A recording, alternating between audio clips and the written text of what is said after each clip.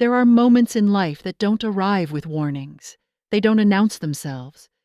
They slip in quietly, disguised as comfort, as kindness, as something you think you deserve.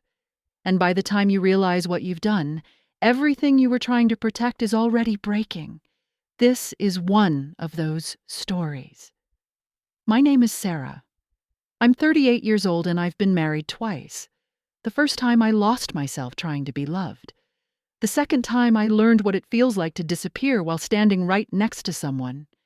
Ethan, my husband, was dependable, responsible. The kind of man people admire from the outside. He worked constantly, traveled endlessly, and spoke about the future, like it was a checklist he was slowly completing. Our house reflected that life.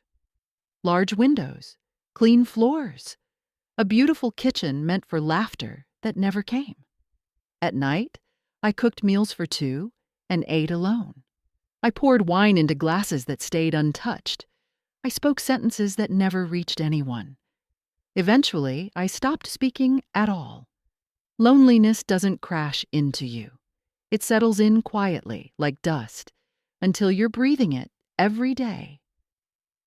And then there was Adam, Ethan's son, 19 years old, quiet, polite, carrying a grief too heavy for someone his age. His mother had passed before I entered their lives, and the house still felt shaped around her absence. Adam never caused trouble, never asked for attention. He stayed in the background like someone afraid to take up space. But grief has a way of making people see each other too clearly. Sometimes I'd notice him watching, not staring, not inappropriate, just observing, like he was trying to understand the world around him, trying to understand me. I told myself it meant nothing. That was the lie everything else grew from. Ethan was gone often. Days blurred together. Silence became routine. One morning, I reached for a glass on the top shelf. It slipped, shattered across the floor. A sharp pain cut through my hand. I stood there frozen, blood, glass, and the sudden realization that no one was coming. Then I heard footsteps. Adam. He didn't panic. He didn't hesitate. He wrapped my hand, cleaned the mess, told me to sit down. His voice was calm in a way that startled me, and for the first time in a long time, someone noticed I was hurting. That moment should have ended there. It didn't. After that, he lingered longer in shared spaces, helped with small things, asked quiet questions, and I let him. Because when someone sees you after you've felt invisible for years, it feels like oxygen. I told myself it was harmless, that I was imagining things, but I began waiting for his footsteps, not moving away when he stood too close, not stopping moments that should have ended sooner.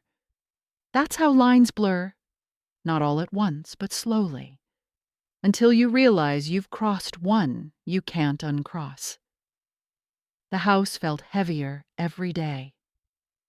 One afternoon, overwhelmed, I broke down alone in the laundry room. I didn't hear him enter.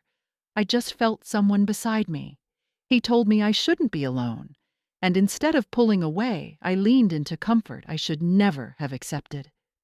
That was the moment everything shifted.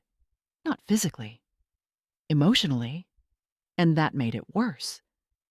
I spent nights awake, staring at the ceiling, asking myself what kind of person I had become. I avoided his eyes until I couldn't. Then came the storm. Ethan was gone again. The rain battered the windows like an accusation. I drank more than I should have, not to forget, but because feeling nothing felt worse. When Adam appeared in the doorway, I knew it was a mistake before it happened. He took the glass from my hand, told me I wasn't alone. His hand brushed my face, gentle, misguided, searching. I should have stopped him. Instead, I closed my eyes. The kiss was brief, barely there, but it destroyed everything. He pulled away immediately, apologized, ran, And I sat there, realizing in one unbearable second that I had failed everyone.